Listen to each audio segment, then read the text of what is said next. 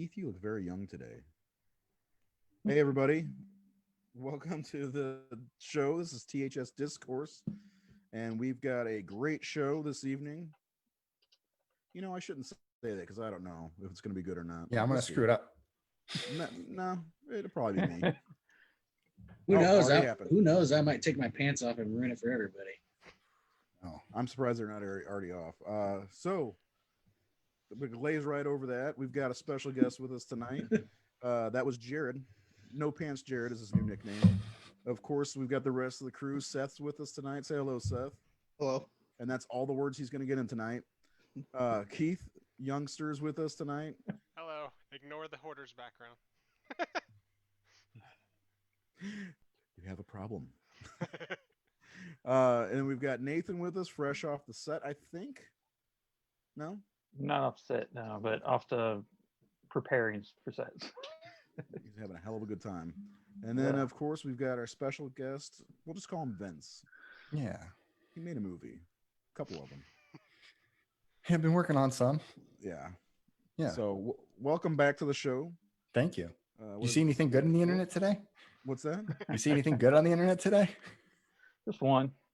One thing. Yeah, I mean, the internet's usually a crapshoot, but something good happened this morning. Really early, too. Yes, very Yeah. early. Man, Early bird catches the worm. hell yeah. Yeah. Early Jason catches the camper. That's actually true. So if you have your head buried in the snow and you're a horror fan, snow, get it? Vince released the trailer for Never Hike in the Snow this morning for him it was like 6 a.m. I think, Yeah. right? Yeah. 5. Oh, 5 a.m. I was up at 4. God bless you. Yeah. 8 a.m. Eastern. So that way the press Oh, could yeah. post it whatever time they wanted to do it today. But, we sent a notice out to our Indiegogo backers so they could kind of wake up to it first thing in the morning and be the first ones to be notified. And then after that, the Bloody Disgusting and Friday the 13th franchise and a lot of, friends who do reviews jumped on and did reviews for us for trailer reactions. So it really spread pretty quickly and it's doing really well right now. I did a trailer reaction for it, but when you showed it to me before, I can say it now, right? Yeah, now you can say it. Ray got an early look. Yeah, really cool looking trailer. Very if you haven't seen the trailer, you should probably check it out, but the end really pays off. I really like the end of the trailer. It's a great shot. And we already had somebody ask, can Zombie Jason shoot a bow and arrow? Hell yeah, you can. Obviously. Obviously. Why not? Yeah. He's a master of all weaponry. Yeah. Anything within that camp is his domain. He just knows it like secondhand. He's lived there his entire life. He's probably, you know how many nights he's just spent just shooting bows into the night, wondering what he is. I don't know. But hey, it's fun. It's cool. We've seen him. We've like in 2009, he fired the bow, but we only saw like him like lower the bow. Like I want to see him launch that arrow in slow motion. It's rad. Like let's do some awesome shit with Jason. Forgot about that. He did use a bow. He can use whatever he wants, a kazoo or whatever. Yeah, kazoo. I mean, he used that little party thing in 7. Yeah. So let's not question what Jason can make anything a weapon and use just about anything. Yeah, it's like that whole thing. You got to defend yourself. Whatever's to your left is what you're using. What is it? Like Jason's like, I don't care, whatever it is, I'm gonna fucking kill you. Yeah. Oh, yeah. And So we wanted to set that up and do something fun. Yeah. So, Vince, how's everything going with production? It's been great. I mean, I expected, going into the post-production process, I don't know if you guys were aware, but we did have death to the family of a crew member who happened to be our editor. So our editor took a leave of absence for a long time and the edit set about like 3/4 of the way cut. And I didn't want to see it until it was fully assembled and I could watch it front to back and we could just get right in and start cutting. So I had to step away. I couldn't do anything. I couldn't watch it. I spent time with family. I just wrote out all the COVID stuff and then stayed in touch with our editor and just, checked in on him and he had things to take care of. And, we got back to it around July and he got it together in 2 weeks after that. And we sat in a room and I think we cut it in about a week and all the pieces just kind of slid into place. We've been nudging things throughout August, but we ended up coming to a locked film. At the same time, we ended up locking the trailer. We had an idea to do like a bigger trailer that kind of like showed everything and went through it. And I was watching the film and that's literally just lifted right out of the film towards the beginning of the movie. And I went, This is all we need. That's all you need. Keep This it is simple. this is what we're going to show you, and then you'll read the premise and then show up and get ready. The premise And is never let us know ridiculous if you enough. want more. You know what I mean? So yeah, we're very confident in it, and I'm very proud of the post team because they got that trailer ready really, really fast. And I thought the post production was going to take longer, but that's going to be we're going to have it ready before October 13th. I don't think you need a big trailer. That's a big problem with films these days, is showing too much. And I like, that's one of the things I really dug about the trailer when I saw it. I was like, man, this doesn't, I mean, you see Jason in the snow and Mhm. use a bow. Mhm. That's all you need. I mean, if you've seen He's the using a first cool one or- weapon. Music's Yeah. cool. music's like- really cool, yeah. Yeah, it's new. Like we took some risks. I was like, oh, I like this, but I wonder whose nipple's going to get tweaked on this one. You know, it's like, but you sometimes just got to lean into decisions like large footsteps. Like you just got to go with it. Just take your lumps on the other side. And I believed in Ryan's score for this. It was really cool. We had like a really cool temp track, and it was going to be tough to match that because we were pulling from some really cool films. But Ryan just showed up. He's like, I came up with something I think that's pretty new. And my nickname for it is like 9 Inch Nails the 13th. And and I just think it's got kind of that feel. It's a little industrial. And I think overall, it's not, the whole score is not going to be like that. It's kind of more for that moment, for the amplified moment of fear.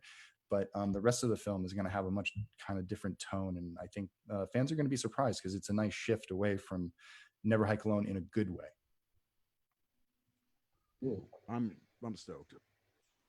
So the one thing Not I bad. liked is that you actually gave the bow different colors than, just a plain old wooden bow that's sitting around. The yellow pops and the arrow pops, and Yellow. that's the echo, the axe handle, right? Is that what you chose the yellow specifically Mhm. for that? Yeah, very much. Yeah. My kind of theory behind that is that all things at Camp Crystal Lake were painted yellow. You know what I mean? Like it was kind of their theme. They bought yellow arrows. If they got the equipment, they painted the things. You know, they had the kids paint stuff. So I mean, think about it. Like if it's yellow, you'll find it easier in the forest. There's Yeah. reasons why you do that, but it's also the color theme of the camp, and so it matches everything. And just helps for the set design too. So I think it just helps it stand apart. And then when we start throwing axes around and swinging them around in the air, they're easier to see rather than a wood handle, which will blend into your background. So there's reasons behind it, and part of it is Yeah. to look flashy, but that's what movies are for. We had a discussion about yellow in past episode, and I believe Nate mentioned it immediately after he saw the trailer. Yellow, because yellow. Nate, Yeah, I explained to him. I saw. Yeah, I watched the first. I was like, Giallo. yellow. Yeah. Yeah, yeah. I mean, because it's Kubrick used it. Polanski used it. Mhm. You watch a lot of horror films. You see it pop Cunningham up used more and it. more. Yeah, you see it pop up more and more in horror. Just as I used it in one of my films as as the color of caution because it was a cautionary tale. Yeah. But and also, like you said, it's about art design. It's about separating or looking. You have your palette as a filmmaker. Like color is a very important decision in filmmaking and art direction, and a lot of people don't even notice it's there, but it was all specifically chosen. You never notice when it's right. Exactly. Yeah. It's just one of those things where like characters fit in the backgrounds and things feel like they're in place. And when they're not, it's one of those things that pulls people out of movies. It's like they don't understand why, but they can see. It's like when it doesn't match, it's almost like you can see the strings. Mhm. And so that's when it draws people out visually and subconsciously. And that's one of the things you learn when you study film and what to do and not to do. Yeah. Nick Wood asks, who designed the hockey mask for you for your films? That was a collaboration between myself and an artist by the name of Brett Morris out of CFX, Louisiana. I sent him a sketch based on some pulled some Photoshop, just kind of Frankenstein this mask together, sent it to him. And he said that he couldn't quite do that for the price that I could pay, but he could get something in between. And so he literally sculpted it from scratch. I was working animation at the time, so he would send me photos and I would bring them in the Photoshop and I'd draw over them and I'd send them back. I think we did about 3 or 4 rounds of that. And then he pressed it in a resin mold, gravity mold, and we had 3 masks that were printed out of the first film. So, and the original mask that we printed from Brett, the one that's used in the first film, we've used in Never Hike Alone, Disappear, and now Never Hike in the Snow. And we're still going to use it and continue to use it throughout the series as the same mask that continues to travel with this Jason. Sweet. Love the ghost mask. Yeah, we Now do there's too. tons of people with copies. Yeah, Nick Wood says they look really cool. Hey, Nick. Chris Hall says, "Are you hoping these films lead into some Paramount attention and maybe directing a gig in a studio film?" I mean, of course, They already caught attention. Yeah, I mean, I hope that people at Warner Brothers and New Line and the people who are settling, whoever taking care of the rights, just that when they become available, that we're an option. But in the meantime, it's the fans are supporting us, and we're doing our best to take it one step at a time and kind of do it in manageable bites, and something that we're not going to get too overwhelmed with, trying to work full-time jobs. I mean, obviously COVID has thrown a big wrench into everything as far as like our normal schedules. But if this was a normal year, I would probably be on set right now. I probably wouldn't have been able to do this today. And so, and I have some other opportunities coming up too, related with some films like The Kindness of Strangers and Ghost Chicken and other original stuff that we're working on. But yeah, I mean, I'm just excited to kind of get like this one out and show people like Jason in the Snow. Yeah, that's something we've never seen him in, is the snow, which is really exciting to see. Especially that in that trailer, you see him step right into the snow. Yeah, which is pretty great. Yeah, we filmed that through like a snowstorm, and so it was collecting as we were shooting. It was insane. It was one of the craziest experiences of my life. Snow. Yeah. So Tori Jones, like he I don't think he's going to tell you, but can we expect or heading towards a final face-off with Tommy versus Jason? We are building towards that. I mean, for people who don't know or haven't seen yet, this is a prequel to Never Hike Alone. So Tommy's in it, and Vinny Guastafara is in it, the sheriff and Tommy. And then there are other characters involved with this one. Mostly it's about Mark, and you see how Tommy, his role in the town, Rick, his role in the town, and this like new family that's moved to Crystal Lake, the Hills. It's basically this nurse who grew up with a single mother. She was living in the city. She was working at the hospital. Her son's a photographer, so he would go out, at night and film, shoot in the city, and she'd always be worried. So she got a rural job, hoping that her son would be able to kind of do his thing in a little bit more safer environment. And what happens? He goes missing. So this whole film revolves around the choices of all these characters and how it leads to Mark's fate, and whether or not everyone will be able to kind of put their shit together in order to save him in time, or if they're going to be able to figure out how to find Jason and all these different things. Because in this world, Jason is unknown. Jason is a mist. He's a phantasm. No one's seen him. They've seen the repercussions of him, the Disappear music video. Those people disappeared, but Camp Crystal Lake is a labyrinth of cabins, and you can get turned around really easy. And you don't know if you've ever searched every single nook and cranny of the camp, and Jason is hidden away somewhere deep, deep within the camp. And we want to play with that. We kind of play with the theme that like Tommy believes he's still out there, and Rick isn't so sure. He isn't even sure Jason's real, and he wonders if Tommy is manifesting things or creating things on his own to prove his own theories. So there's like a cool like dynamic between them, and it's something that we'll see play out over the entire series. But we're getting like a nice introduction to that in this, which it's 25 minutes, so it plays like a pilot episode. This is episode 1 of a season. So you're going to meet everybody, and you're going to see everybody's challenges, and we're going to do some really cool things. But these characters have a journey to go on because they all need to change. And so that's ultimately what's going to lead to the story of Kyle MacLeod, and when they come into him and how things change because of him playing such a pivotal role in what he's seen and what he knows. So the run time is about 25 minutes, you said? Yeah, 25 minutes without credits. And the credits are like 5-6 minutes long right now because there's 1,800 names of backers. And we're trying to figure out a way to like just super make small, that 8 rows a piece. Pause it to see it. No, we're not going to do that. We'll let it play on YouTube, and then for festivals, if we start doing screenings when we're allowed out of our houses again, then we'll do a trailer. I mean, end credits. just to say go to IMDb or look at it on YouTube if you want to see people.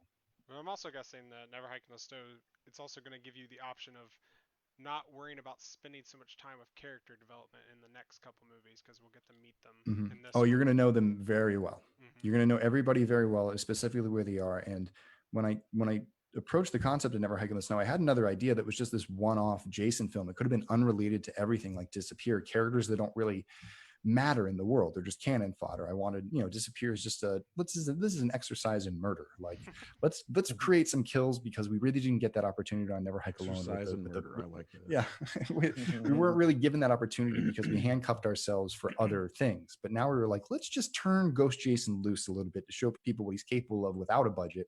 And now that he's got a budget, Ghost Jason is a nasty, nasty man. And he, for everybody who felt bad for him and Disappear, I think they're going to have a different opinion of him after this one. He is nasty. And it was really fun to kind of tap into that a little bit and have some fun with the character, because ultimately, why do we put him in the snow? To put some fucking blood in it. So that's what we're here to do. And I think that like fans are seeing that, like, we're not just doing the same old, oh, there's Jason behind a guy and blah blah blah. It's like we're gonna go full out, and like we're making it look cool, and it's gonna be an experience. So that's what we're trying to sell. And I think that that's what we try to attempt with the trailer today, was to show people, like, get pumped up, because this is how we're going to push the film.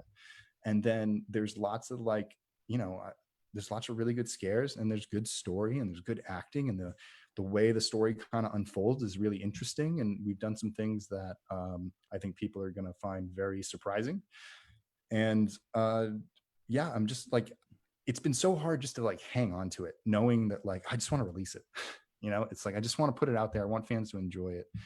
We still got like 4 weeks in post to go, but I'm just excited for people to see it, and I'm really proud of what our team was able to accomplish, because it's really a fantastic crew of people. I mean, I looked around me, I was surrounded by supremely talented people everywhere. The cast, like crew, like Nora Hewitt, who did all the visual effects, just knocked it out of the park. Her and her fiance Rachel, they did a majority of like the major sculpting and effects work. And we had help from Bill Hunt out in New Zealand, a good friend of mine, Meg Wilbur, who helped out on 13 Fanboy that we worked with. Jeremy, horror effects design, like helped us out with like the bow and arrow. He's the one who made the arrows for us to make them yellow. I had some that I bought off eBay that had real tips, but we needed to make safe ones so we could fire them at Cortland and not kill him. Why? It's like, yeah, why? Just a method. Yeah, and then you turn around and you get this cast, and of course you got Tom and Vin at the front. Everybody knows who they are. They know what their resume is. They know what they can do, and they bring it. And it's great to see Tommy, and I promise you're going to see Tom and Rick reunited on screen for the first time since Is Jason he going to Lives. call Tommy a little turd again, please? You'll see all the things. Like my kids it's great. keep asking me that. No confirmed we're or a denied. little turd.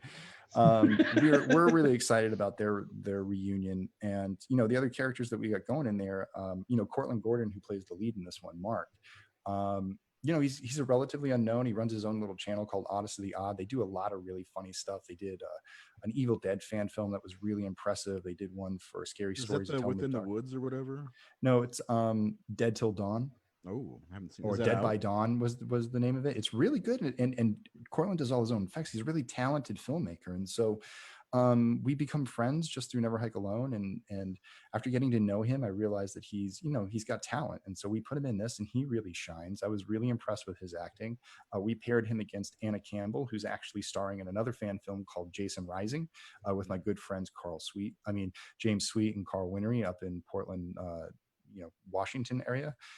Who's currently working on their film, and Anna plays one of the deputies in that film. So Anna plays Mark's mom, and she's a nurse at the local Wessex County Hospital. And so as we progress the film, she is at the hospital where Tom and Andrew eventually come back to at the end of Never Hike Alone. So we're going to see more about her. We're just starting her journey in this one. And I think that people are really going to underestimate her maybe in this one, but she's going to really grow into something. And we're really proud of what she's been doing.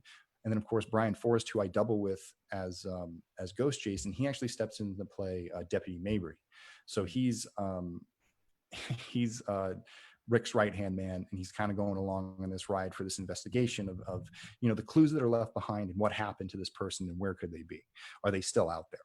And so, Brian, who's not just a good like suit actor, he's actually just a really good actor. So it was really awesome to see like a full cast of people who all had chops, and be able to go in the scenes after rehearsal and feel really comfortable, and really take the time on these scenes where I felt like, I will fully admit, like in Never Hike Alone, that ambulance weekend was very overwhelming. We were rushing through shots because we had a lot to do in 2 days because we only had so much. That was a 3-day shoot packed into 2 overnights. So it was very brutal and we rushed through it. And this time we got to kind of take our time, settle in, let our actors act a little bit, and try to improve that quality so people can see that like we're paying attention to like the criticism we get and trying to apply it in the future stuff that we make.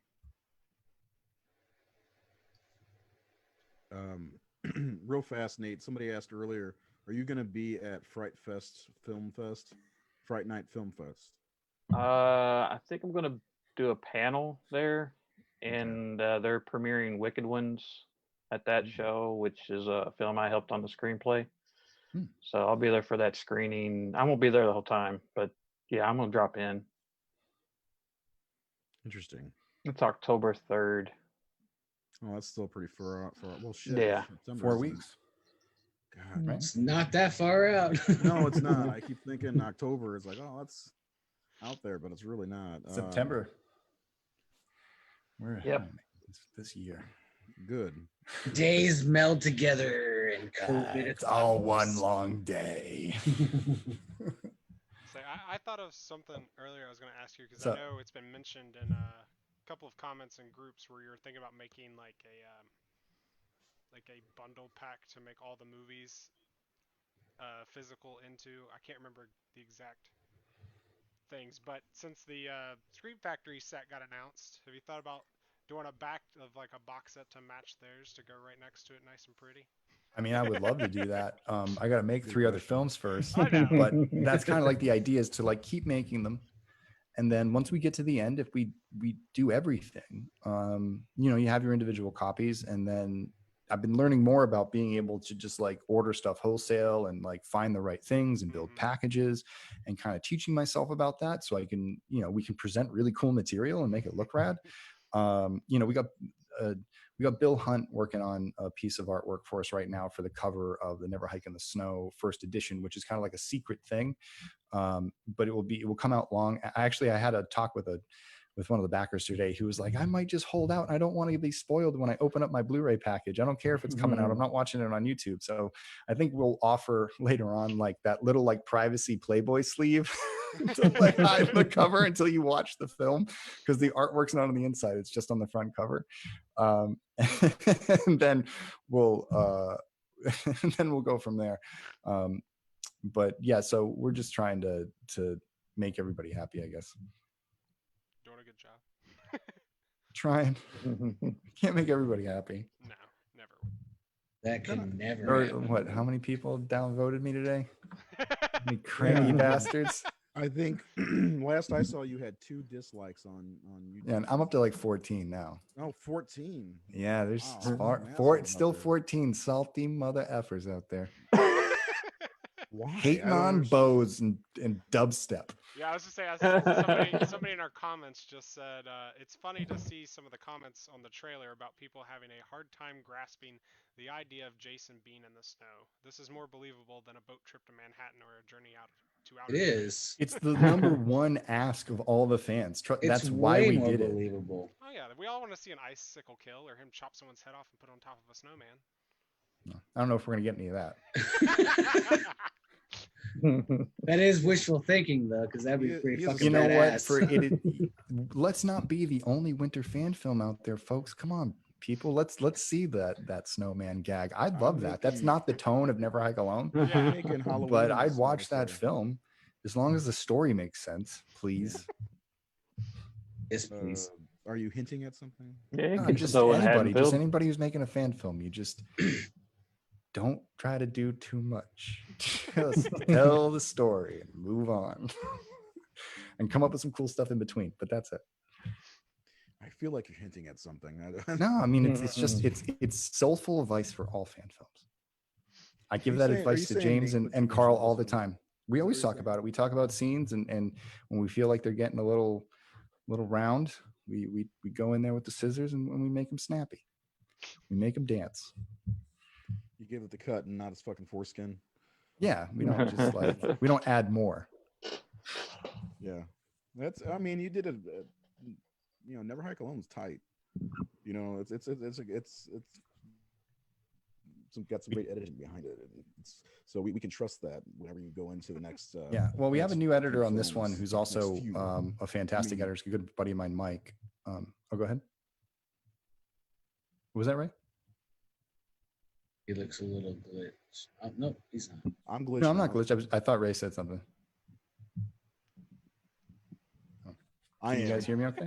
Yeah. It's frozen. I'm glitching out like a motherfucker. No, like Mike. I'm gonna No, go I was just saying Mike restart cut my this one. router. Oh, okay. Yeah, Mike.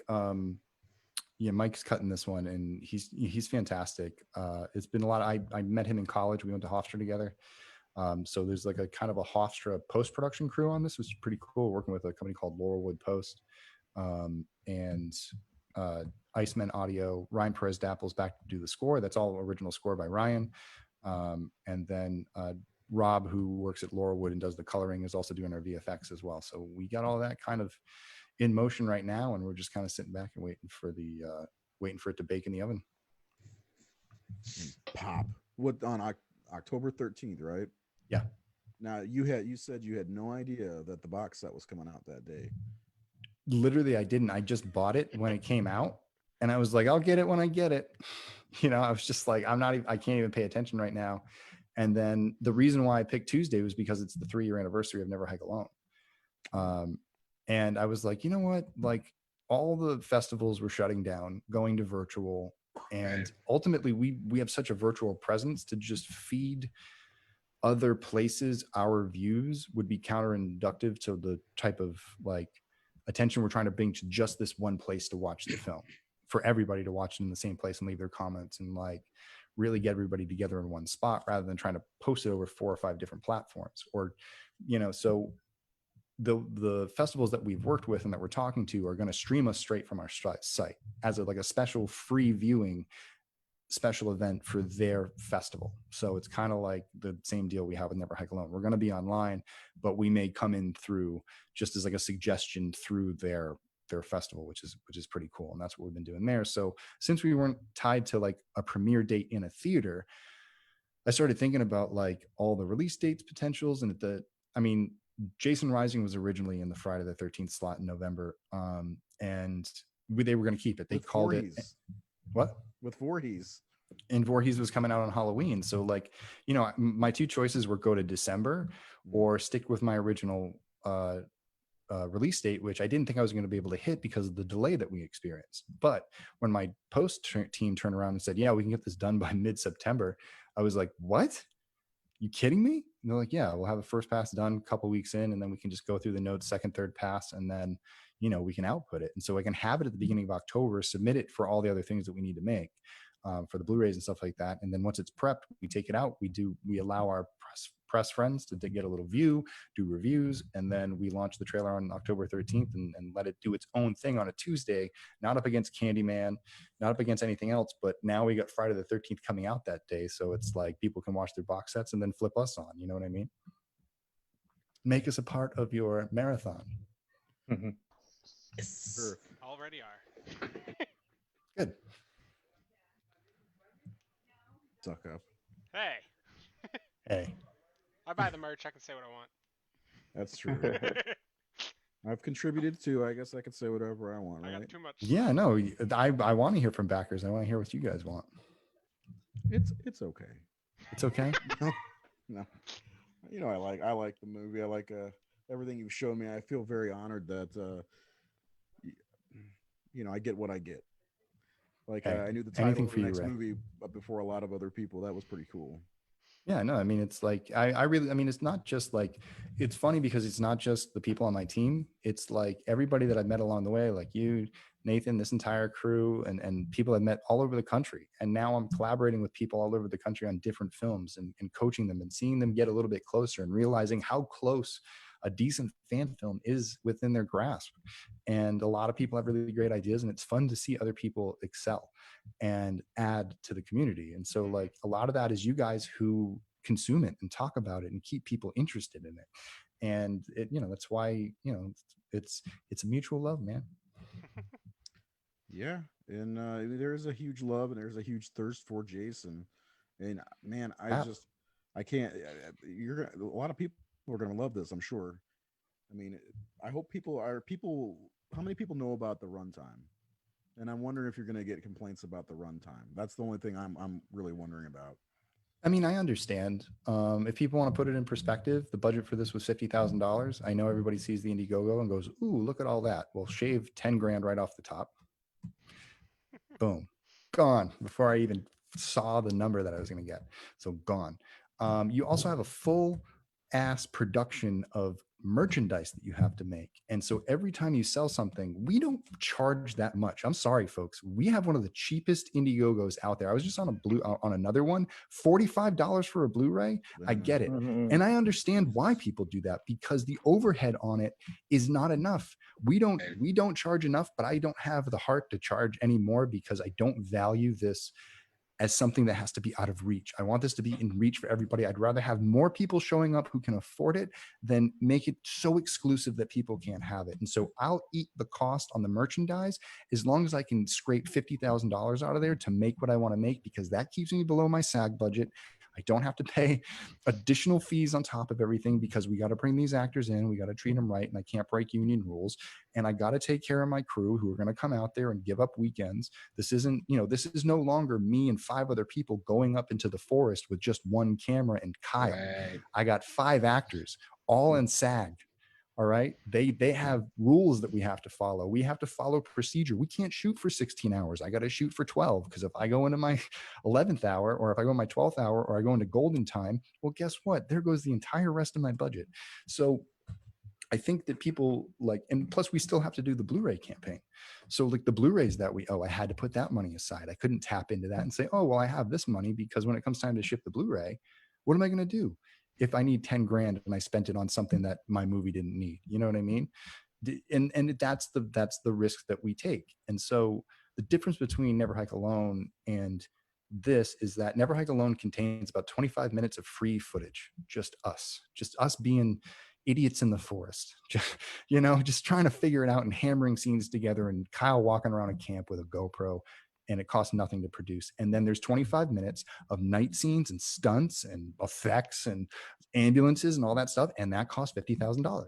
So now we got 25 solid minutes of effects, even more effects, way more expensive effects. All the money we put in stunts in the last film, it went into effects in this film. Mhm. So you're going to see some really cool stuff. You're seeing some really big actors come back. We got some really nice set pieces, some really nice locations that we shot at. You know, we couldn't shoot this at the normal Never Hike Alone camp. We had to use another camp and replace it. And we had to travel to Flagstaff to shoot like half the movie.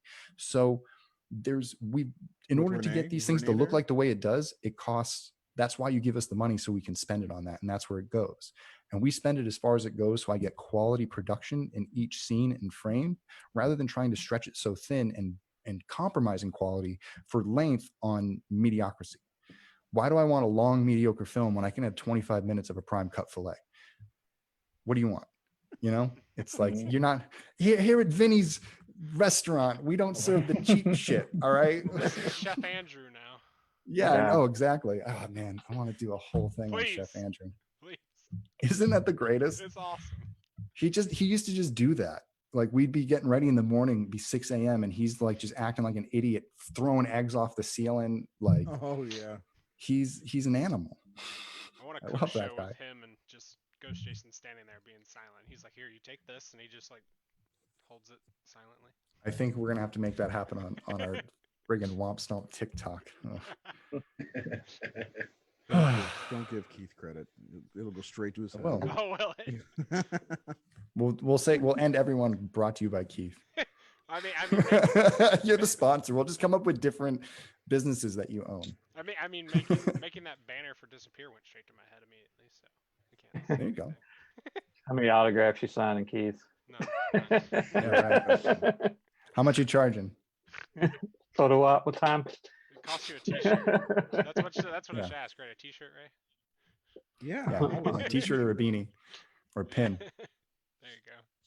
That's why I don't have a Never Hike Alone T-shirt. I need one. You don't have a t-shirt? I No, I do got not you. have a T-shirt. I got I you. couldn't find my Never Hike in the Snow one. I don't know where it went. I got like I have like the oddest sizes left, but I What- have what like do you one have? of like What do you have? each good size for everybody in one particular pattern. So just let me know what the size is, and I'll look and I see what I almost got. put it on Facebook, but I'm gonna start wearing 6X T-shirts. Just so that- 6X, just to like live in them, No, just in case you trip off a big curb and you want to float down. I was pretty gonna much, say, you know, I'm it's like gonna wearing a inflate it like moo Indy in Temple of Doom. You know, I gotta. No, I just for some reason the other day, me and my brother-in-law, we were at work and saw some guy walking with this giant ass T-shirt. And he's like, "Hey, do you remember all those people at Horror Hound last year? They had the giant T-shirts that were down to their knees." So yeah, those were like 6X's. I'm gonna start wearing those. I don't just something stupid. They're like It's like the nightgowns. perfect COVID. Like, think about it. You never have to just walk around like half ghost. You need the shirt and a pair of those huge 90s pants. I can't remember what they're called, but What the like the MC Hammer? Get a pants? kimono. they come out. I can't remember what they're called. Hammer pants. Hammer pants. Hammer pants. There you go. I know Yeah. Nate's got a pair. The parachutes. Parachute pants. That's Those are the what best that's with it, like yeah. the 80s, like I mean the 90s, like new wave little like rounds, like you know what I mean, like that little design. They always used to do. Jared. I think Jared's drunk already. No, have He's not all had amped up. anything. I do like me some MC Hammer though. Yeah.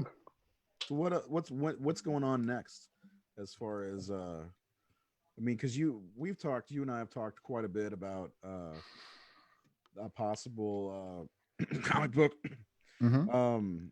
and like other movies. I mean, is there anything you can share with anyone? Just me. Yeah, I mean, I'll Just just be everybody- pretty open about it. earmuffs. Is that no, I'll be pretty open about it and just saying that like there's no guarantee that without support, if we go to the next film and I'm going to have my producers show me a budget, and we're going to have to raise that budget.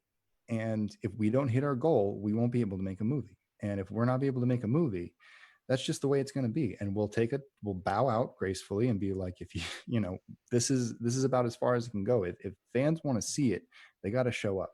That's just like, I'm not doing this for myself. Like I am doing this for myself, like a lot, but if it's not supported, then I can't like take on my I can't personally spend the money that I don't have. You know what I mean? I can't make it with what I make a week as a PA to pay my rent. I either have to pay my rent or I have to pay my NHL bills. You know what I mean?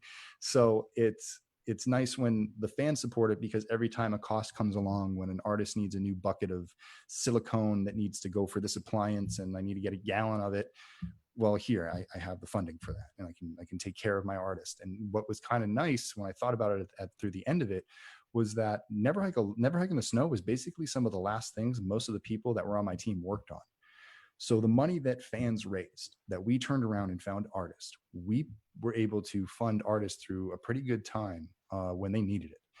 And, we were able to support them. And that's through art. We're turning around and finding talented people and taking care of their time. And that's why we're in charge of the funding in the way that it is, and being wise with the money and putting it in the right place. And everybody gives us deals. Everybody works at like half price, or they cover the cost of this or they cover the cost of that. And everybody's pitching in a little bit just to help out. But it's still, I mean, Nathan, it's like 3 weeks into it and you're like, where did all that money go? Did we really spend that much? How much did that cost? What was it? What was the final bill on that? When it cost $1,200 to rent police cars, and you're like, okay, that's not bad. And then they tell you it's $1,500 to rent, to tow them. Yeah.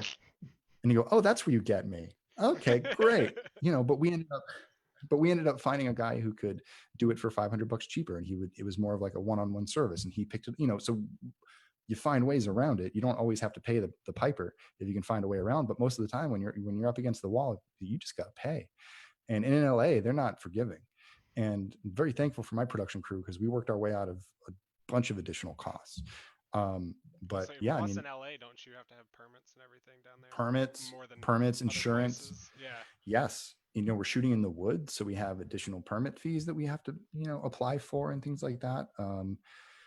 Just the cost of doing the paperwork and the insurance for the type of things that we had on the set for the equipment that we had, it wasn't cheap, and insurance has gone up. I mean, it was much more expensive than it was on Never Hike Alone. I remember turning around and being like, but on Never Hike Alone, it was like $300, and now it's $1,000.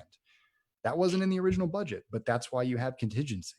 You have this contingency thing about 10% of your budget to say, okay, for all the things we're not accounting for, if we can keep it in our contingency budget, we're doing okay. That's our thing. And we went through our contingency budget. In fact, we tapped into it to do an extra day because I knew that if we did an overnight, I was going to kill the crew.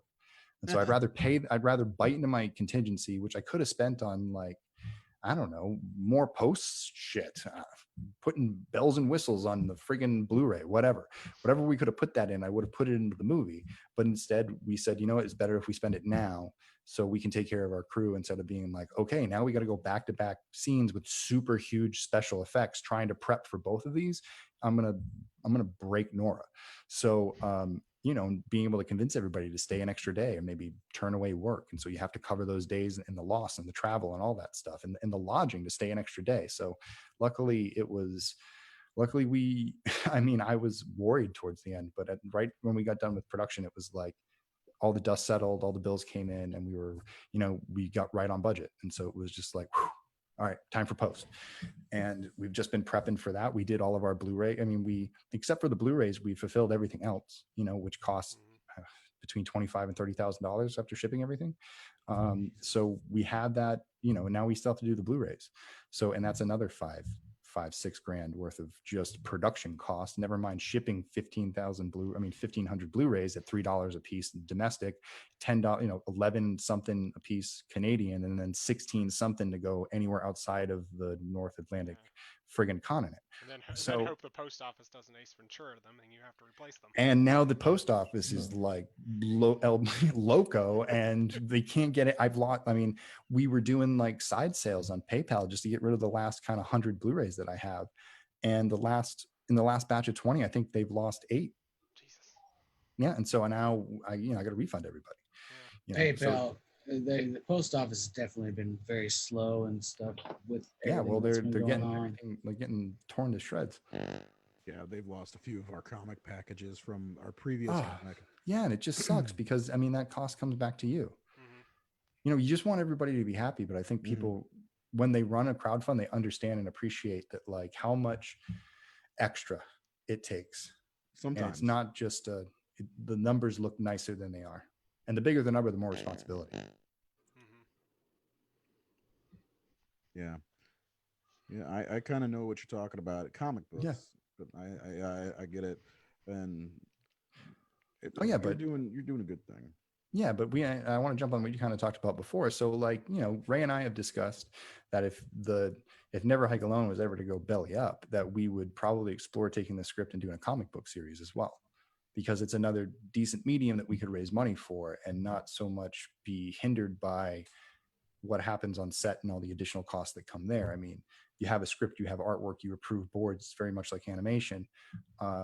And I could tell the story that way. I'd rather make a movie, but I do want this story to be out here. This story of Never Hike Alone is really like this, like, thing that's inside me. It's a living, breathing thing that pisses me off all the time because I'm always thinking about it, and I can't wait to tell this story, and I just want to make it all. I mean, I spent 2 years prepping for Never Hike in the Snow, just with this story living inside me and growing. And it's like any movie, it's like a baby, and I've just been pregnant with this bigger story, and only one baby's coming out at a time. So and I just can't wait till they're all together and they all kind of paint this bigger picture of this, I think, beautiful story set within this awful nightmare of a town and this curse. And it's just, it's the ending that I think I've always wanted to see, and the care I've always wanted to see with Friday the 13th. And it's asking fans of a lot. Or maybe they settle this friggin' lawsuit and let's have a discussion with, like, a development house at Warner Brothers and say, let's make this an HBO Max miniseries. Why not? Tell me why this doesn't belong on Shudder or Hulu or any of these services that have all these different multiverses that are out there right now. Like, why can't we have a multiverse of Jason on every single platform? You make your movie, I'll make a streaming show, get somebody else to do something else on whatever program, Quibi, who cares? Like, just more Jason. We demand more Jason. Like, we just want what we want. Feed us our slop. Jason can finally have his choose your adventure. Please have some 'Cause more. he doesn't have one. They're kind of all choose your own adventure. I mean, it is. And that's what Friday the 13th is. So let's just go buck wild and just see them all at once instead of waiting 12 years in between films like we're trying to solve some mystery puzzle. Oh, I'm making Hellraiser? Come on. I mean, we did get a great film in 2009, right? Yeah, I mean, it was great. It had- Stupendous. It had stupendous tits. It's Perfect fine. nipple Yeah. placement. Yeah, it does. I'm sure it does real well with the crowd in 2020. When- When's the hashtag It's, cancel we're Trent doing it- coming we're out? doing All it- right. Toxic masculinity at 11. Friday the 13th, 2009. That's what that should have been the underscore for the movie. Jason takes toxic masculinity.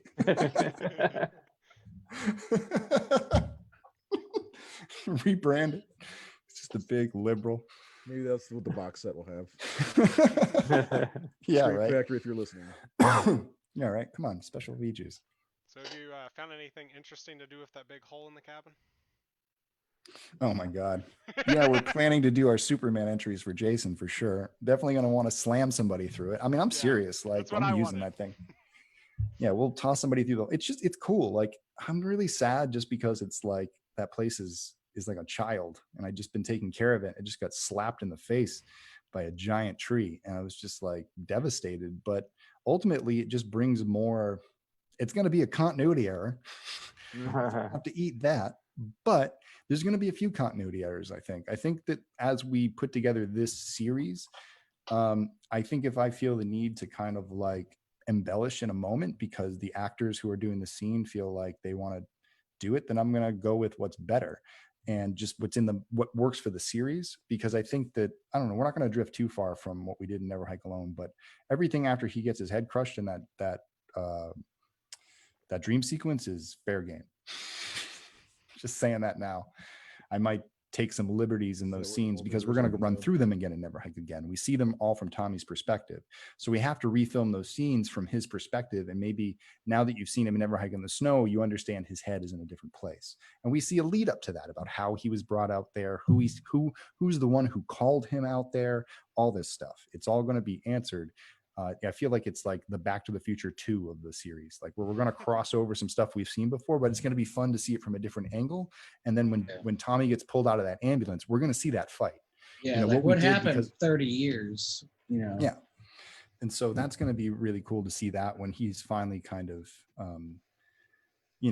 when he kind of gets his moment there that we really couldn't do in the first film because we didn't have the budget to go outside and shoot all that. You know, that was literally the last shot before we did the final shot of the film, which was them driving away, meaning just the drone shot, because we had shot Tom's stuff out the first night. So that way he didn't have to be there at 4:00 in the morning. And you do that for your actors. And so it was that was the best way we could play out that scene in an interesting way with camera, because we turned it into a oneer, and that was our way of being fancy with very little time and constraint. And so that was us trying to be creative in that moment.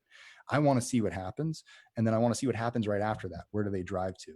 And so that's really going to be the subject of Never Hike Again, is where's Tommy driving to? Where is he going? And is he done with the fight, or is he just repositioning himself for a better onslaught and being a little bit more prepared to take Jason head on? We want to show fans that moment before it kicks off into what is Jason pursuing them into town. The third episode, Jason Takes Crystal Lake. So the sequel is going to pick up after, like immediately after the events? No, it's going to start right before. So you're going to pick up with Tom that day. Never Hike Again. You pick up with Tom earlier that morning. He's dealing with some shit. You meet him and kind of like Tommy in everyday life. He goes to work. He gets the call. We go and we see Drew, and things get hairy. And there's other stuff in between, and there's fun little scenes for everybody. And so I think that I think people are going to be really jazzed with the way that we kind of bring this Tommy into the new world. And then we're going to see him and, and as the series goes on, we see a buddy story develop between him and Andrew.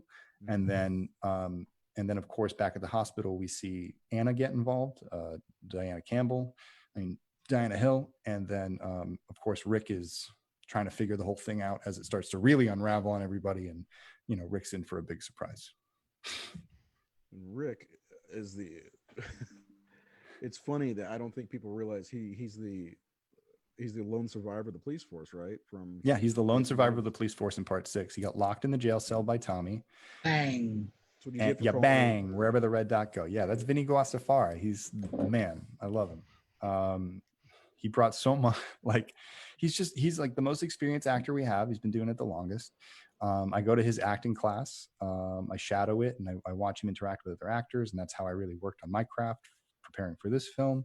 And working with him, he's just like in another level. You know what I mean? He's Vinny Guastafari. He knows how to own the screen. He knows how to sell stuff. He knows how to sell facial expressions. And like, it's just nice when you watch a pro out there and it's like, he'd look at me and be like, okay, what do you think? And I'm like, you did it. I mean, that's it. That's what I want. All right, let's move on. Like, I don't need 15 shots of this. Like, I got it. And, his character's a lot of fun in this one. I mean, I think Rick is he lends himself to a little bit of comedy.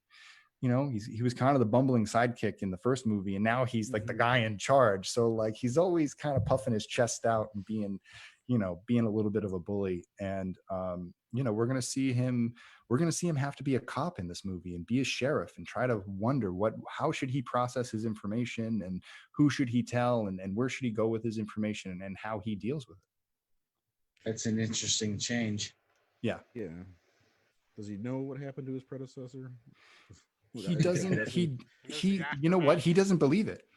He doesn't because he wasn't there. He thinks that if he was there, he would have saved everybody. That's what Rick thinks. Okay, so let me. I'm trying to. I love him.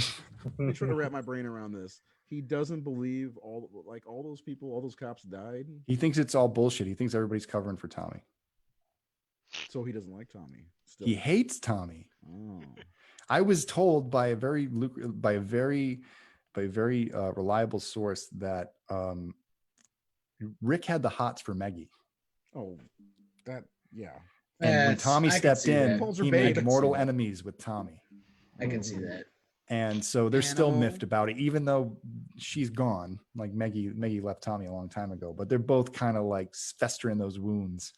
I think over here, we'll bring it up. We'll bring it up in some of these movies. Not in this one, but we have some other stuff that we bring up in this one. Some nice rehash in the past. Poor guy. I know. But I mean, he's, we'll see. Rick's not doing too bad. That was one of my favorite conversations with Vin about the character. He was like, what is Rick's deal? And I'm like, you got the cakiest job in New Jersey. You live in the most country bumpkin town. You have complete control of the place. Nobody questions your shit. Like, you're the old sheriff. Like, everybody thinks that you're like this guy. Nobody knows you as like part 6 Rick anymore. Like, you've actually like taken over the town and done a pretty decent job because nothing happens here. And you don't go poking around at Crystal Lake because that's just going to stir shit up. And so if people go missing, they go missing. And you just kind of keep your cake job going. As long as it doesn't threaten your job, it doesn't threaten you. And that's kind of the way that like we present that character, is that he's the only time he ever kind of vaults into action when he feels that his job is on the line. Plays it pretty conservative. Yeah, because how is he supposed to explain an undead killing machine that he can't find to the federal marshals? They'll strip him of his badge. He's like, yeah, so I got this specter that lives out in my woods that I can't really seem to shake. Like, what's he gonna do? And and there's different theories, and I've talked about this before openly, that Tommy is all about, let's storm the castle, snuff him out, and kill that motherfucker. And Rick's just like, if he exists, that's the stupidest idea I've ever heard. And so we just kind of play with that, and like we let those two combating forces go against each other in the dialogue and in their actions and the way that they react to certain situations, and we watch these characters be characters. They're fun. It's an interesting take because he never did see Jason. All he heard was rumblings. And that's right from Vinny. He's like, I never saw Jason. fucking hate Tommy. Like, you know, when he was kind of like telling me about his character, I'm But- like, I can use this. So he thinks Tommy's responsible for He thinks Tommy bending like, Garrus in half. yeah, he thinks that Tommy's like this sympathy story. Like everybody loves Tommy because he's a local and he grew up in town and he had this awful experience. So everybody gives him a pass, but really he's this psychopath just waiting to snap. And when he does, Rick's going to be there to catch him and he's going to get him. And so like, that's his motivation. And so, you know, as things are starting to unfold in this movie, it's like, you'll see where Rick's motivations lie and what he's trying to prove and what he thinks like is really going on. But you know, he's got a lot of fish to fry. Like I said, he's the sheriff. He's not just dealing, like, you can't just chase after Tommy the whole time. You know, this isn't a friggin' cops and robbers Keystone Cops movie. This is, you know, this is a drama. This is a mystery. This is trying to figure out, you know, what happened in this kind of area of the woods that no one can seem to really explain what they've found. And so that's kind of the cool it's kind of the cool mystery of it all. We leave it open for everybody to wonder and debate. And I think from now for 6 weeks, I'm really excited to see fans debate saying what they think Mark's fate is, what they think that is, how he's either going to get out, how he's going to get killed, if he's going to, you know, where that arrow is going to land. Like, you know, I want to see the Vegas odds on like body parts and, you know, outcomes and everything, and see how much fight this character has in him. And then in the meantime, how long can he survive while everyone else is looking for him? I think that arrow's going to land in a tree. That's where you putting your bet on? Yeah, I think he's going to like duck out of the way, and yeah, but it's not just going to land in a tree. It's going to go right in the, you know, like as loud as can be. It's going to go like, through the tree, and it's going to through the sound tree. like a It's gonna dinosaur annihilate a stepped. tree. It's an Independence Day a tree. Hold on. So I saw somebody comment, Rambo Jason, does he have explosive tips on those arrows? Yep. That's what happens. The arrow misses, it hits the tree, it blows up the tree, and then it falls on him. There we go. How about that? You never seen that in Friday the 13th before. No. It's like Friday the 13th meets Final Destination. It's Rambo 2. That actually would be a fun slasher film that's kind of like, it's always like a Rube Goldberg, like the killer always, I think we talked about this, the shitty slasher, the movie I've always wanted to make, where he always gets his kill eventually. And it's just this guy who can't kill people, but always lucks out in the end. Like somehow something stupid, like a bowling ball that rolled 3 scenes before, falls off the roof and kills someone as they escape type. It's going to be like BS. Tuck and Dale, but with a slasher. Yeah, basically. Which, I mean, isn't Tuck and Dale kind of a slasher too? Yeah, I mean, but they're not the slashers. Oh, yeah. So this will be the follow-up to the Never Hike series. Yeah, the shitty from Never Hike to the shitty slasher. I think City that would Goodness. kill. I bet that would kill. Yeah. It'd be fun. I mean, I think Yeah. I would love to keep doing fun. I mean, I love comedy. I would love to keep doing just projects that make us laugh. Like you pitch a little thing, and if everybody in the room laughs, like it's an idea worth pursuing, and you can have a lot of fun doing it because it's just such a ridiculous premise that, you know, it's time to kind of step out of like the seriousness of filmmaking that we do sometimes, and have fun and just make. Those like scare packages. Did you see that one, Vince? Yep, I loved it. That was ridiculous. That was great. Yeah, and you know, we as fans, horror fans, we like that stuff. I mean, after Horror Hound 2018, Jared and I came back and we watched Dude Bro Party Massacre 3. You know, and that's just a ridiculous ass, you know, Pool Party Massacre is kind of a similar type of movie where it's kind of knows what it is, you know, but Yeah. you know, that we like those. Do it. Just do it. So you also have another movie coming too, don't you? Isn't Pathosis coming? Yeah, actually, while I'm here, I can make the announcement. Backers of Pathosis, we're going to release the film October 1st for backers. Oh, wow. Which is going to be really cool. So if you back the film, you're going to get a private link and you're going to be able to watch the full film, the whole 12-minute short. And then we're talking about doing a release later in the month, possibly around Halloween, for it to go wide. But we got to check with some of the festivals that we're in, and we want to make sure we don't step on too many toes. But Right. yeah, I mean, I think we're all kind of like we're ready just to put stuff on YouTube and show people what we've been working on, because it's like we bring things to festivals, but I mean, ultimately we want to get them on the channel and let people watch them. And that's one of the things I really think is very cool of you. You put it out on YouTube, It's out there for you to watch. You can take from it what you want. And one of the things that I really loved when you released Never Hike Alone, like you released it online, and I got to see it, and I got to take from what I wanted to take from it, and ultimately I bought 2 copies of it.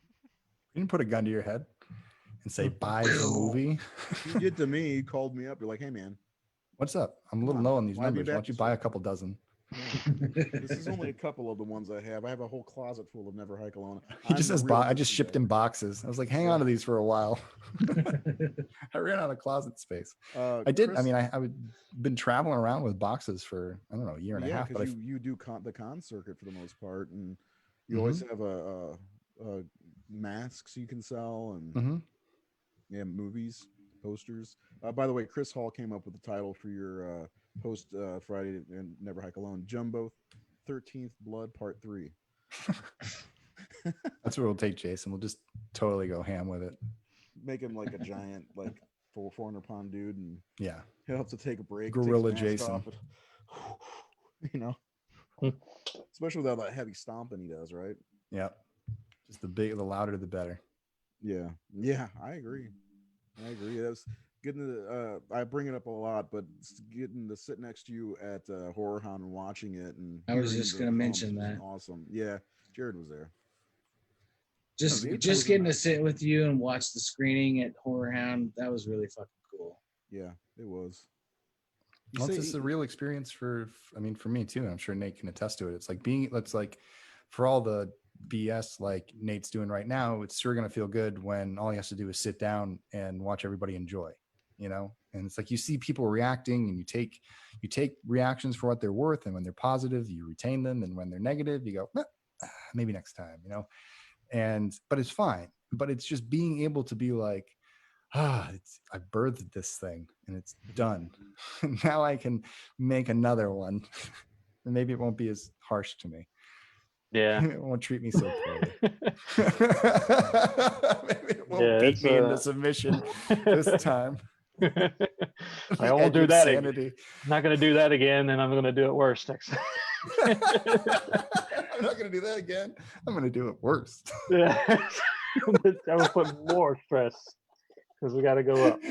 But yeah, I know. Yeah, when you're sitting in that theater and you're showing it, finally, you're full of anxiety, and now you're going with us coming back from COVID, and you getting this out there.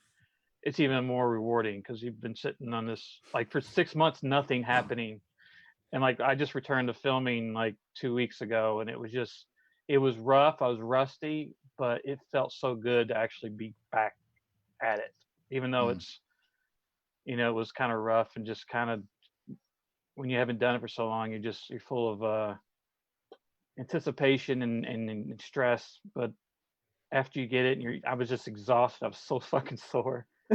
You had a show the first day, didn't you, with us? Huh? Didn't you have a show with us the first day after filming? Yeah, I think I did. And I was just like, I was just spent, but at the same time, that relief of, okay, we're back. It's back. And even like watching like a behind the scenes stuff, I was talking to somebody on set last week. I said, when you watch behind the scenes stuff now, you're like, remember what it was like when you didn't have to worry about hugging everybody and being everybody? Because it's a whole different experience of being socially like distancing and everybody's wearing a mask and everything because you're trying to be responsible, but it's such a different thing. But it feels good to have momentum and be going. So I'm sure it's a really exciting day for you to finally have this out there. And I know you're exhausted, but you're also thrilled about is, hey, we're back. I'm back at it. Things are moving. Yeah, I mean, it's always like I constantly like this whole weekend I've just been thinking back to like when we shot the original like photography for it, the stuff that was on the previous campaign of the guy in like the woodland camo who was running away from Jason with a machete. And it's like and it's funny how it was just an idea, and it was like, how can we do this, and sitting on it for a year, and then everyone accusing me of stealing Tom McLaughlin's idea when I was like, I've been sitting on this for a year, get off my ass. Like I told Tom about this in the spring. I have the text message to prove that.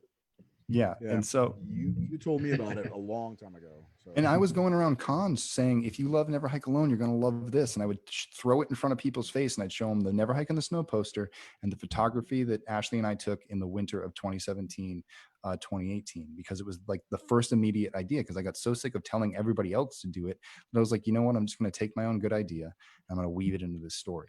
And yeah, and I'm really, I mean, we were originally going to do it as a little bit more of just a fun piece, more of like a disappear, like unrelated, not really do anything.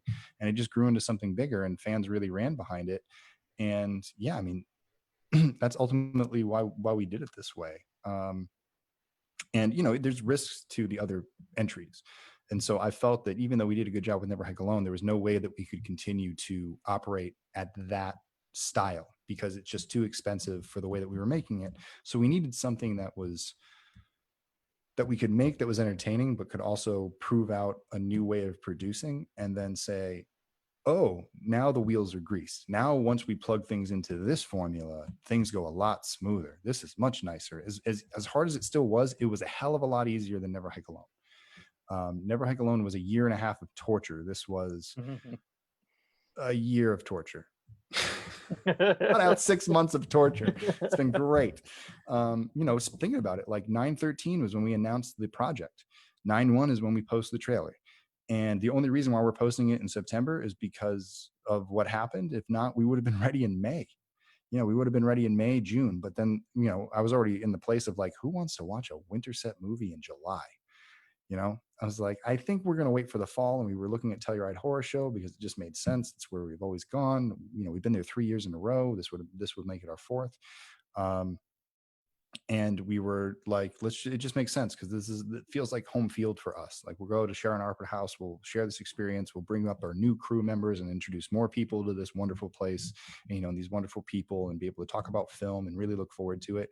And then, you know, COVID just leg swept the shit out of all of us and left us all holding our everything. It was just like, what do we do now? You know, it's like, this isn't fun. Like, this isn't a screening. This isn't a big screen with giant speakers so the floor can shake when Jason kicks people. Like, I want this to be an experience. And so, in light of it being what we're going to be able to have, we have to make do. Like, shooting with a mask on, I got to make do. I'm not going to get what I want. If I stamp my feet really hard, I'm not going to get what I want. And if I go out and act irresponsible and say, screw it, we're just going to have a screening anyway, and then somebody dies from my screening, how the hell am I going to feel? So let's release it early. You know, it's like, it's done. Let's just give it to everybody. Let's friggin' get over how crappy things have been, and let's celebrate around something. And then there's 3 fan films coming out in a row. You know what I mean? It's, you know, there's a whole lineup of them all over the fall and winter, and then into early spring 2021. I know we're aiming for Jason Rising in 2021. That's really looking forward to that. I know Fall of Camp Blood is coming out, and they have a release date that they're thinking about. Voorhees is 2 weeks after us. And then you have more films that are starting to jump out there now and crowdfund and try and get their momentum going for later 2021 and 2022. I mean, there's enough Friday the 13th fan material out there that's going to last the next 2-3 years. So get used to it. That's a good point. I like to announce my Friday the 13th fan film. Yeah. No. What are we doing? Aren't we doing one? And we did say something jokingly, I think, but yeah, I think the market's cornered, man. I think you got it. Really? He's adamant on not doing another fan film. Trust me, I've been trying to tickle scrotum a little bit, right? Yeah. About doing a fan film. We all Yeah, it's really raw. Yeah. I know, it's such a divisive little world.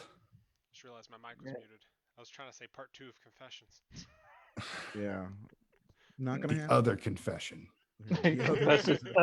I'm confessing again. I got more shit. I'm back. I got more shit. Some more stuff in the lobby. Yeah, I got more shit to tell you. When I was 12. By the way, when I was going all into chunk mode, right? Chunk. It's like when I was in the 6th grade, I cheated on my math test. Thompson gonna put his hand in the blender. Can we do that? I stole that sweater from Sears. No. I've been wearing it ever since. Because it's so comfy. I know it looks ridiculous. Oh, I love it. It was in December when I took it. But I like it. It was a cold December. Telling you, Jason versus Freddy fan film set in Oh. 1989. Nate. I'm not gonna let That's it what go. it was. That's what it was. Yeah, I said. Yeah, Classic. come The on. the Freddy I versus said. Jason we wanted. I mean, he's got the poster already. Yeah, I know. I've already. I've been in talks with Kane and Robert, and they're gonna come out with it. Sweet. It's a done deal. I didn't want to say it on this show because take away from Vin's movie, but Right. Well, well, we've already talked. He's talked for about Yeah, 90 minutes. I'm pretty sure Wait, that. can I bid on this? Where's the Indiegogo for I'll say I'm this? pretty sure the Indiegogo for that one instantly we're gets funded. yeah, we're not Indiegogo. We're gonna Self fund. we're gonna make it with the change in those cushions. Car wash? Car wash, yeah. Car wash to keep the community center open? Perfect timing, right? Mid COVID season. Let's do a car wash. Hey, look, Paul already says you can shoot in northern Michigan. We've got woods and old camps out the friggin' wazoo. Minimal. I know, I've heard. I actually know quite a few people who, I mean, Evan, our photographer or cinematographer, is from Michigan. Cortland's from Michigan. And a good friend of mine, Jason West, is from Michigan. Paul from 13 Fanboy, he's up in Michigan and he filmed at a camp up there. Yeah, there's a lot of actually opportunity to shoot in Michigan, but okay. I don't know. We established our world, so we're kind of stuck Right. in it now. Are you ever going to get to shoot in Topanga Canyon? Are they going to let you do it? Have you asked them? Yeah.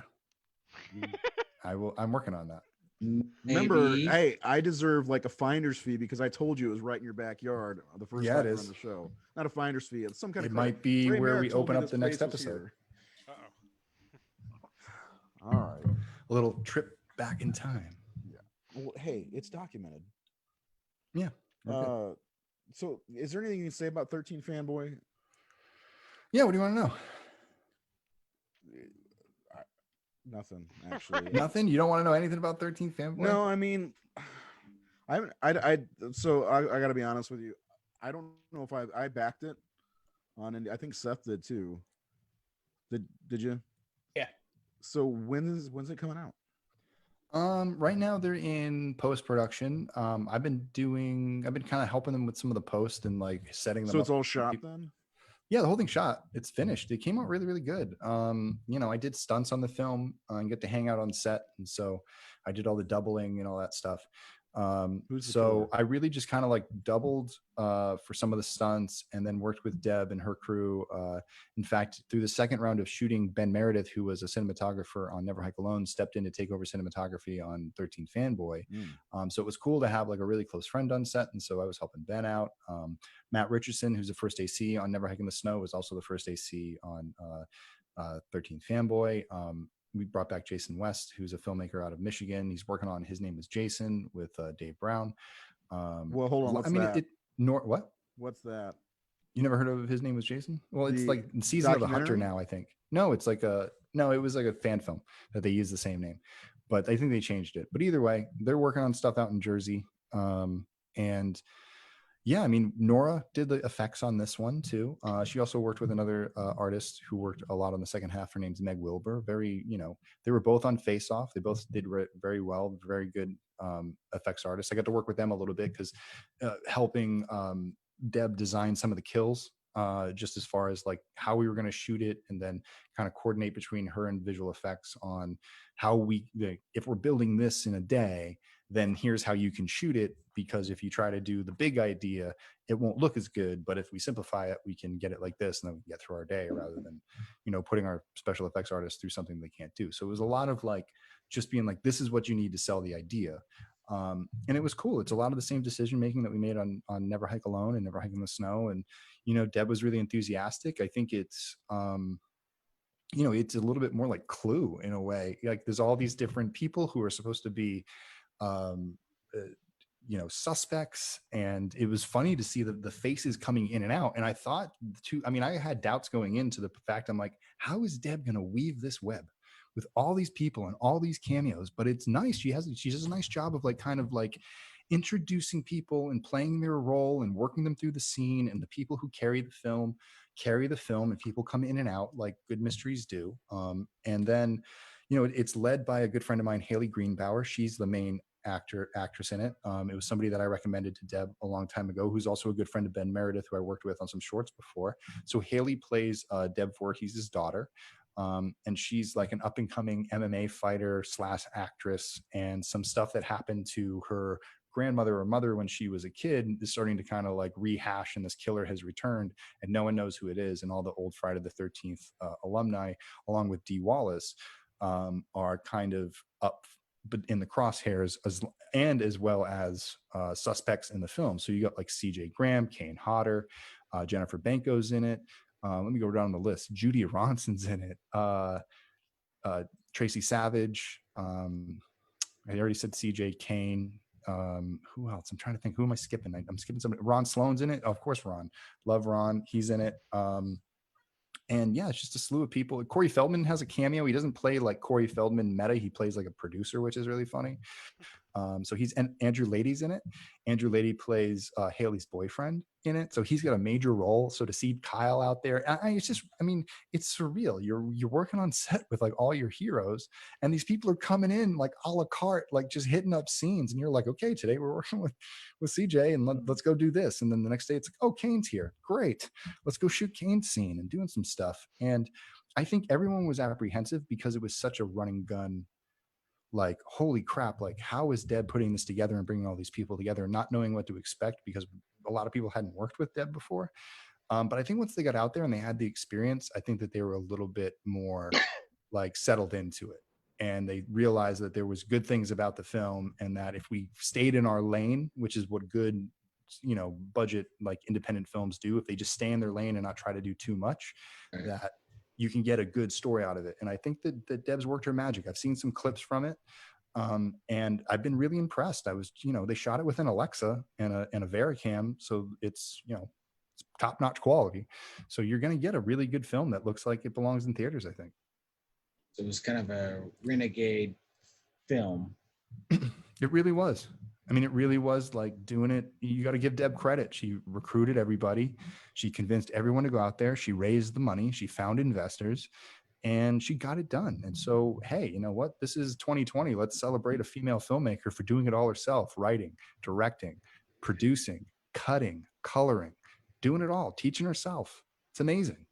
And I'm really proud of her. And I can't wait to see the final product, because it's got some really cool stuff in it. And I'm happy to have participated in it as much as I was allowed to.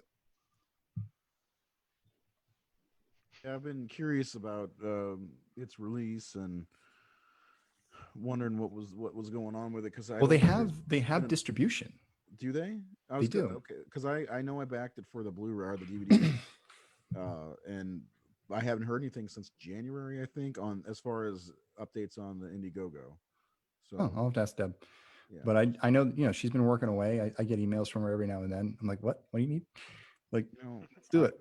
I've backed so many Indiegogo movies, and I've only gotten yours and a movie called The Bad Man in return. As far as you backed Bad Man? Mm-hmm. Yeah. Scott usually shoots his movies before he does the campaign. Yeah, that's smart, because that's how you make all your money back. I didn't realize he did a campaign for that. That's cool. Oh yeah. I like that guy quite a bit. His films are pretty. They're very. That one's intense. Yeah. But yeah. Ellie's amazing. Oh yeah. And I mean, it's out there. It's why horror exists. It's like, these are the films that really exist underneath the commercial fray. And I think that there's a reason why he's such a big name out there.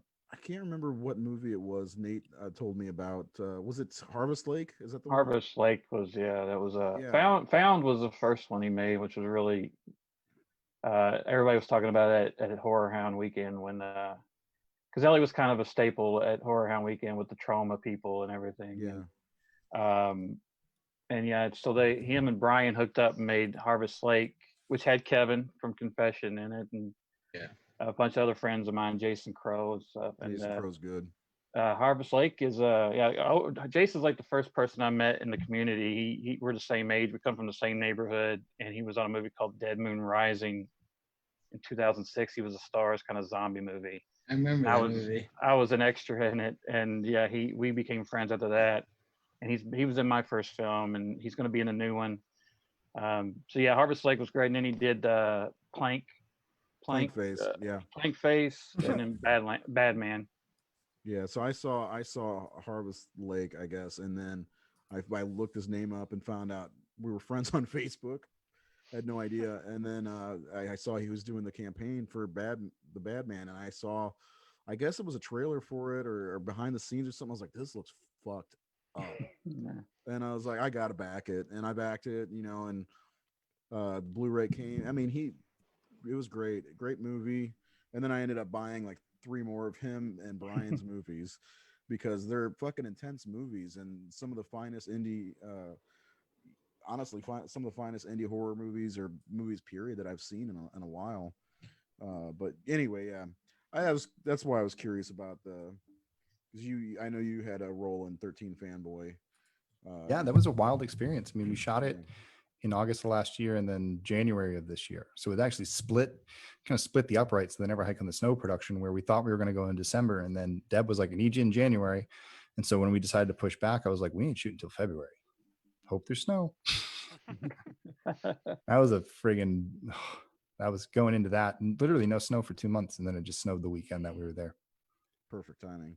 Like the one weekend we picked, it snowed that weekend. We went up the next weekend. It snowed that weekend. And then we got to Flagstaff and there was just enough snow left. And we were just like, whew. And then we got home, COVID hit. I was up in Oregon or Oregon, or I don't know how you say it. I was getting yelled at every time I do it. Oregon. Oregon. That one I like Oregon. that's what it sounds like, a master of the universe or something. I know, think Oregon sounds like a Oregon. I was in Oregon searching for jewels. Transformer, boy. That's a Transformer, Oregon.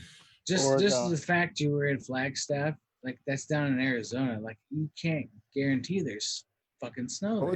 it's up in the elevation, and we have Renee out there who we do a That's lot why of I projects was wondering with. about Right. Renee. Renee was our hookup out there, who hooked us up with he's the one who scouted that location. He's a co-producer in the film because without him, we wouldn't have been able to extend the camp the way we have. This is the same camp that we use in Disappear. It's our expansion of our college camp up in Big Bear. Real fast, do you know, is there any news for Spirit 2? I bug him all the time about it. Okay, because He's thinking about it. It's on his radar. He's got to tell him to stop fucking thinking about it and do it. He's working on another project right now. Yeah, he's got a couple stuff at the end of it. Hey, I got him. Don't worry about it. I'm not going anywhere. He's working on a project right now that I'm helping him out with that I can't say because he's very secretive about his project. So I don't want to give too much away, but we're very proud of him. He is. As far as this new one, it's really cool. And he showed it to us in early concept, me and a good friend of mine, Ben, the same guy who shot 13 Fanboy. Ben and I looked at the project and we were like, this is really awesome. And so Renee has decided to focus on directing, and he's bringing in a director of photography now and working with them, and kind of taking a step back and controlling the set a little bit more rather than just focusing on camera. And in his downtime, he's literally just been constructing this entire movie and all of the props and all these cool things, which is a great, and he's itchy. He wants to shoot. We were supposed to shoot this in August with COVID protocol, and a monsoon season came through. So we couldn't afford to shoot in the rain because this is another no budget production, but because he's been putting in the time, it doesn't look that way. And it's a cool concept. He's got a great cast. I'm in it. I get to play a role in it, which is fun. Woohoo. Yeah, I get to act, which is nice. I don't know why people keep dooming their movies by putting me in it. Having me show up. We'll get Vince in the movie. I'll do a cameo. So he's working on that now, and he's really excited to put that out there. And then we talk about Haddonfield all the time, and we have our ideas and what we want to do and how, my whole thing is to bug him and say, let's say that if we've been working on this all together, us, Dylan's, and all the movies that we work on, let's create a universe where, like, in the world of Ghost Jason, so does Spirit of Haddonfield Myers, and so does Dylan's New Nightmare Freddy. And that should be our universe. And if we ever want to cross-pollinate, we might be able to create this supernatural kind of through line that affects all of our characters in that way and allows this world to exist on a supernatural plane enough, like we believe Supernatural does, and allows our favorite slashers to exist. I'll tell you what, we're gonna have give me all the money now on the show in October with JP DiStefano. Nice. Halloween night. So I'll see if I can work on shake him loose. He's hard to deal with though sometimes. Like like not hard to deal with, but like he's hard to crack. Like when I met He's a him, tough cookie. he's like, "Hey, can I call you? I don't want to text." I'm like, "Okay." Yeah. So he calls me up and he's like, I'm gonna give you good. Spirit early, but when you review it, can you do this, this, and this? I'm like, gonna micromanage my review. It's okay. It wasn't that big of a deal. It was really funny. So it's great though. I like Renee quite a bit. He's very particular. He is. Yeah. He has a very particular set of skills. He does. Yeah, he's a bit of a perfectionist, but that's what drives him to push his projects. And he's a good friend, and I love working with him. And he's just really funny. He cracks me up a lot. Like his secretiveness is just sometimes so funny. It's like I feel like I'm in the cone of silence with him. I'm like, Renee, I think it's gonna be fine. I don't think anyone's prying into our emails. But he's great. And then he just looks at the clipboard like Charlie Day. He's like, it's the Russians. Yeah. Okay. So here's the idea that I have. And sometimes he is. Sometimes he shows up like that. I get that type of Renee. You guys haven't seen that one. The one who shows up. He's like, all right. So I've been thinking. I'm like, all right, hit me. It's like, what? I'm trying to think of what was the movie where they did that? It's like, all right. Oh no, it's remember the skit with Jim Carrey, I believe, on SNL, where it was he's like ride the snake and he's wearing like the weight loss like thing, and Will Ferrell's he's like, scan me. And he like makes Will Ferrell's head bleed. It's like sometimes I feel like when we're both spinning, it's like that's us being like, all right, go, you go, and we're like pitching stuff back and forth. That's amazing to have somebody to do that with. My comic book partner and I, when we get in a room together, it's fucking lights out creating, I love that. That's one of my favorite things is collaborating with somebody, just fucking brainstorming. I love that. Just jumping around the room, acting stuff out, like running around. Like that's the best part. I mean, that's when I think drawing maps. We were doing that one day. Like, yeah. I mean, you guys who can actually draw, like if I start drawing stuff, people are like, what? I have to like jump around and like do the whole thing and act every part out. Man. So we're going to wrap up the show. Just generally about this time there's a man at the door for Nate, right? Yeah. So Nate's ready for bed. Yeah, I'm ready. Take a nappy poo. Anyway, so let us know when. I already know, but for people, what's going on? It's getting dark in your place. No, sorry, I shifted a window. Never Hike in the Snow, October 13th, right? Correct. Tell us all about it. Are you going to post it at 5 a.m.? I'm going to post it at 2 a.m. Be up, be ready. No, I think we'll post in the afternoon. You know what I mean? I think that one we'll post later in the day. We won't hit people first thing in the morning. It'll be like coming home from work to watch that night's episode of whatever your favorite show that used to be on. Let our box set arrive first. Yeah, let your box set arrive. You can go lick them and go to bed with them and do whatever you want and look through them and ogle at all the art. And then we'll release it at 1 a.m. after you're done looking at it and you can watch us. We'll release it on YouTube. We'll be all transparent about it. We have the Indiegogo we're going right now. So if you're one of those people that you're like, what's Never Hike Alone? And people are like, what? Well, now you have a campaign just for you, 2 weeks. You can get your name in the credit, or you can pre-order your Blu-ray now. I'm going to shut it down. I'm going to shut the credits down on the 13th, 14th.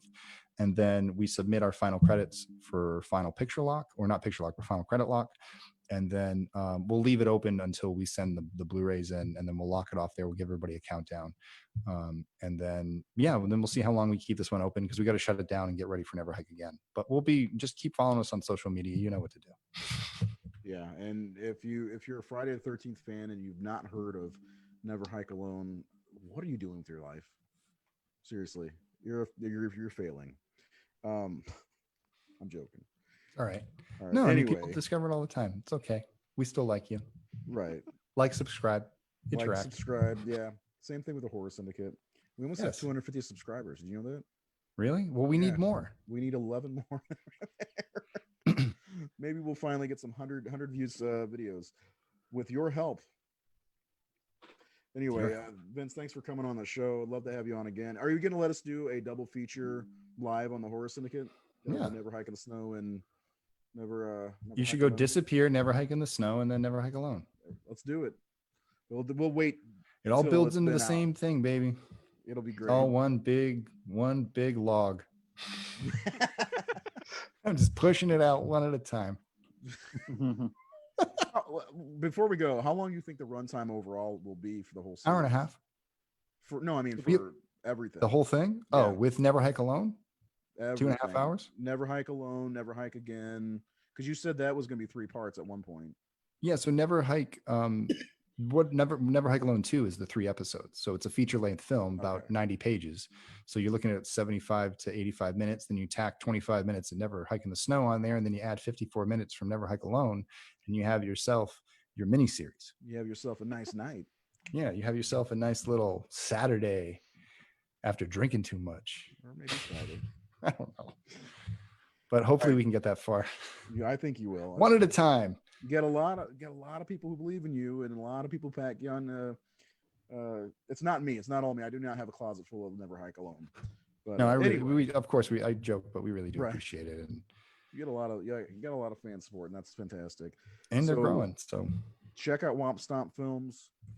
Check out the trailer if you haven't seen it for Never Hike in the Snow. Check out Never Hike Alone. Disappear is fucking awesome. So check that out too. I love the song. And that's it for us. We'll see you next Tuesday. Wrap it up.